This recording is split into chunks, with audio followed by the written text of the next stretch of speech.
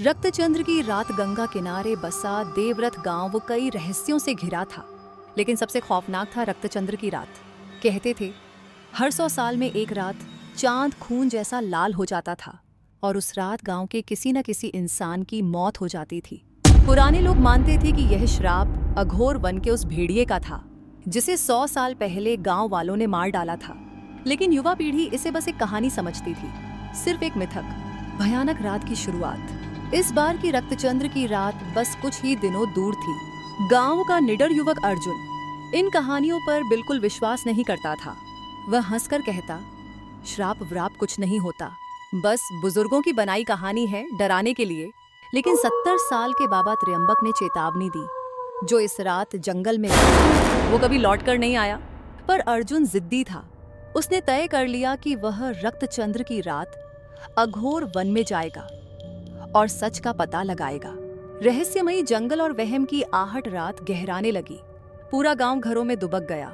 आसमान में लाल चांद चमक रहा था। अर्जुन एक जलती हुई मशाल लेकर जंगल में घुसा। चारों तरफ सन्नाटा था, सिर्फ सूखी पत्तियों पर उसके कदमों की आवाज आ रही थी। अचानक ठंडी हवा का एक झोंका आया और उसे ऐसा महसूस हुआ जैसे कोई उसके पीछे चल रहा हो। उसने पलट कर देखा, कोई नहीं। पर तभी पेड़ों के पीछे से दो चमकती हुई लाल आंखें दिखाई दी। रक्त भेड़िया का हमला। अर्जुन ने मशाल उठाई और आंखों की तरफ बढ़ा। तभी झाड़ियों से एक भारी भरकम काले फर वाला भयंकर भेड़िया बाहर निकला। यह साधारण भेड़िया नहीं था। उसकी आंखें लहू जैसी लाल थी और वह हवा में गुर्राने के साथ तैरता हुआ सा लग रहा था। अर्जुन का दिल जोरों से धड़कने लगा। वह भागने ही वाला था कि भेड़िया जमीन पर कूदा और इंसानी आवाज में बोला, तुमने श्राप का मजाक उड़ाया था ना, अब इसकी सजा भुगतो। अर्जुन का खून जम गया। तो तू कौन है? उसने कांपती आवाज में पूछा। मैं वही आत्मा हूँ जिसे 100 साल पहले मारा गया था।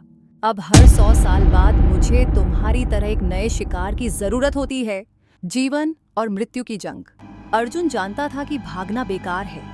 उसने मशाल को जमीन से उठाया और भेड़िए पर फेंक दिया, लेकिन वह हवा में गायब हो गया और अर्जुन के पीछे आकर जोर से दहाड़ा। अब अर्जुन को समझ आ चुका था कि ये सिर्फ भेड़िया नहीं, एक श्रापित आत्मा थी। उसने बाबा त्र्यंबक के बताए हुए पुराने मंत्र को याद किया और जोर से बोला, पौ ऊं काल भैरवाय नमः। अचानक हवा में कंपन हुआ। चांद और भी लाल हो गया।